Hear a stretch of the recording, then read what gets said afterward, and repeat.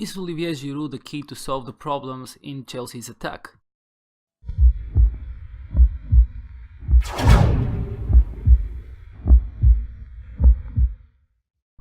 Hello everyone, this is the What If League, and today's experiment is about the transfer of Olivier Giroud to Chelsea. As you know, Olivier Giroud switched London sides Arsenal for Chelsea in the January transfer window, and I am going to focus on his performance in the next 3.5 seasons to see how he fits in Antonio Conte's tactics. At the moment, it's the 29th of January when I have performed the transfer, so I am now going to fast forward until the end of the first season to see how Giroud performs, and then we'll have a quick summary before I then fast forward 3 more years into the future.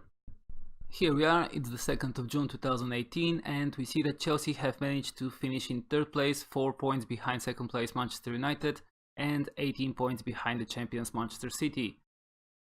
So far I don't see Giroud's name anywhere in the top 3 in the player stats, so let's have a quick look at the Chelsea team squad and see what is happening. In the overview we see that Eden Hazard is their key player, which is not really surprising, nothing has changed for 6 months. Now let's go to the tactics screen and see what's happening here. Giroud is in the subsection. Alvaro Morata is apparently their first team striker, so let's have a look at Giroud himself to see how did he perform.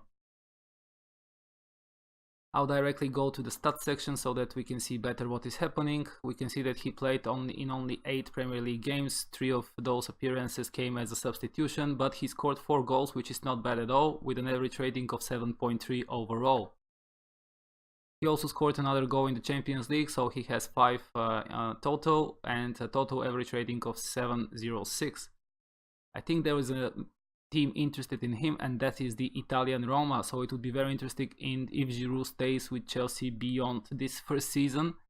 I would be very surprised if he moves. That would be shocking for me, at least. Only half a season in Chelsea and Antonio Conte deciding that he no longer needs him. Looking at Giroud stats, I can see that he's actually having a good period in Chelsea. He has more than 1 goal, more than 1.5 goal actually on target per game, 1.38 dribbles per game, which is a good number for him considering that he's a tall, big striker, most suited to play as a target man most probably, or as a complete forward. Passes completed 17.6, which is not bad at all, and he's winning almost 1 tackle every game. So now what I'm going to do, I'm going to just quickly check the fixtures for Chelsea to understand how did they perform that season, and then we'll focus 3 more years into the future.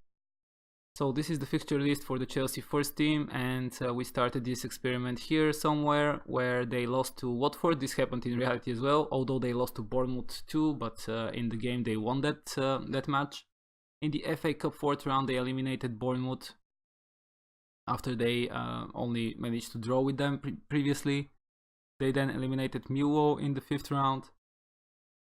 In the meantime, they also beat Monaco in the Champions League, but they lost in the 6th round against Manchester United. This is the FA Cup, of course, the FA Cup 6th round. In this game, you see here that Giroud came in as a substitute, but did not manage to record enough minutes to get a rating. Alvaro Morata scored both goals. Then in the next Champions League game, they lost to Paris Saint-Germain away from home 0-2 and didn't manage to score a goal at home as well, so they drew 0-0. Until the end of the season, they managed to record 3 wins and 2 losses in the Premier League, which is, I would say, not that impressive. Now what I'm going to do, I'm going to fast forward 3 seasons into the future, and we're going to see what happened in that period. Here we are, 2nd of June 2021, and we are looking at the table of the Premier League. First we're going to start where we left off, season 2017-18, and now I'm going to switch to the next year. Next year Manchester United were champions with 93 points, which is 9 more than 2nd place Manchester City. Chelsea unfortunately slumped down to 6th position and were out of the places, giving qualification to the Champions League. In the 3rd year, Chelsea were again in the 6th position, not managing to qualify for the Champions League. Manchester United were champions again, this time 83 points, which is 7 more than 2nd place City. And in the last season so far, Manchester United 3 titles in a row, 86 points, which is 8 more than Manchester City, but Chelsea have climbed to the 3rd position, which gives them direct access to the Champions League, and as you can see, they have the same number of points as 2nd place Manchester City, but unfortunately have 3 goals inferior goal difference. Let's now have a quick look at Chelsea's team. We can see that they have changed coaches. Now they have Marcelino at their helm. Kurt Zouma is their captain, with Thibaut Courtois the key player and vice captain. Let's have a look at the head coaches section to see what happened. Antonio Conte was sacked at the 19th of May 2019. Then Leonardo Jardim was sacked a year later, and Marcelino is the new coach for 1 year and just 3 days. So we can only wish him good luck. Now let's get to the tactics screen. Here we see a lot of changes. First of all, we see a lot of new faces, and I don't really see Olivier Giroud anywhere here. We'll have to see what is happening with him. The Chelsea team is playing now 4-4-2 with Hirving Lozano, who they have bought from PSV, and Callum Hudson-Odoi, a player I'm not familiar with. 20 years old, he is a Chelsea graduate, so apparently they are trying to establish him into the first team. What is interesting is that they have brought, here you see Xherdan Shaqiri is now their left midfielder. They also have Sergio Escudero and Daniele Rugani, Djibril Sidibe, so a lot of transfers apparently have happened in the meantime. Let's have a look at their transfer screen. We're going to start with the first season. They brought Ryan Sessegnon, Daniele Rugani and Hirving Lozano. So this is Antonio Conte's doing. Let's see if they sold Giroud. No, they didn't sell him in the first season, which is natural. In the second year, however, do we see him somewhere in here? Yes, Olivier Giroud was sold to Napoli for 10.5 million. So apparently Olivier Giroud did not have a good time at Chelsea. On the other hand, they brought Alex Grimaldo, Fagner and Lucas Prato. Other important outgoing transfers before we move on to the next season: Antonio Rudiger to Barcelona, Pedro to Manchester United and Eden Hazard to Barcelona as well. 95 million pounds, a very significant transfer. In total they received 150 million that season. Thomas Callas was sold to West Brom Albion. In the next season they brought Alvaro Odriozola, Xherdan Shaqiri, Joe Hart, Pedro Bianc and Kevin Strootman. Kevin Strootman was the most expensive transfer. Actually, Pedro Bianc was the most expensive, apologies, 61 million pounds. Then on the other side, they sold Cesar Azpilicueta, Luis Baker, Michy Batshuayi, Marcos Alonso, Baba Rahman to Inter. Very good transfer fee here for Baba Rahman. Who else? Lucas Prato was sold to Southampton and Fagner was sold to Southampton as well. In the last season, who did they buy? Jack McCourt on a free transfer. This player is a 21 years old Northern Irish player. He's in the Chelsea under-23, so apparently he's not really having a good impact so far. They also brought Djibril Sidibe from Monaco, Darko Leko, Sergio Escudero, Ruben Semedo, Tommy Blom from Malmö. I'm not familiar with that name as well. He's a regen, centre back. And Kieran Tierney, the left fullback from the Scottish Celtic. Who did they sell? Davide Zappacosta we see here. Who else? Tammy Abraham was sold to West Ham. David Luiz joined Krasnodar for 1.1 million and Ruben Loftus-Cheek was sold to Middlesbrough.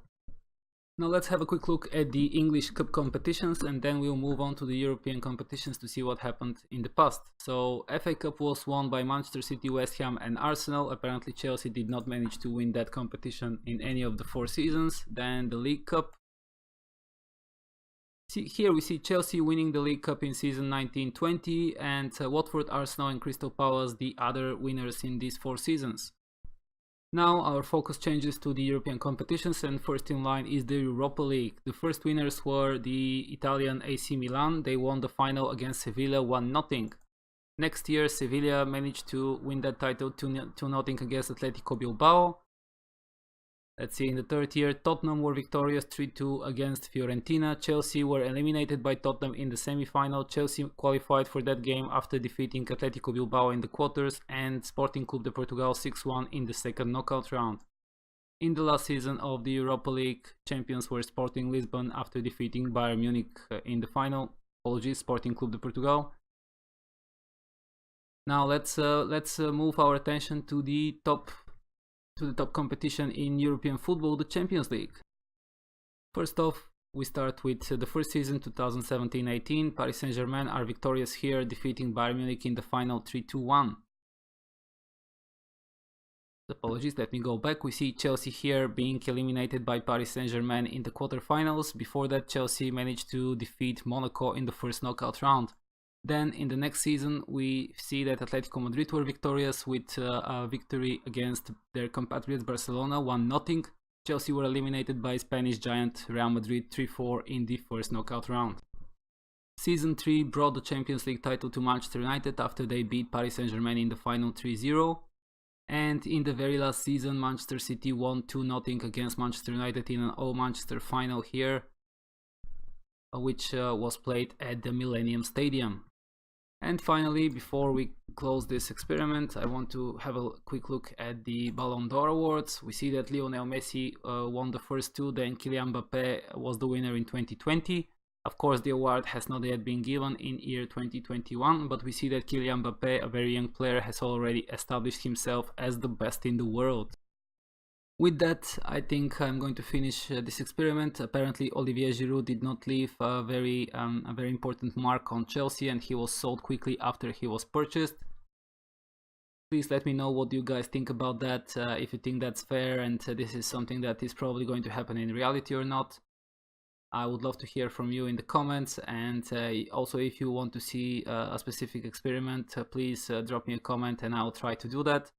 Don't forget to like this video and subscribe if you haven't already, that way you're going to receive notifications for when I upload new videos. In the meantime, you can also check out my social media, links will be provided in the description below. Thank you again for watching, until the next time, bye!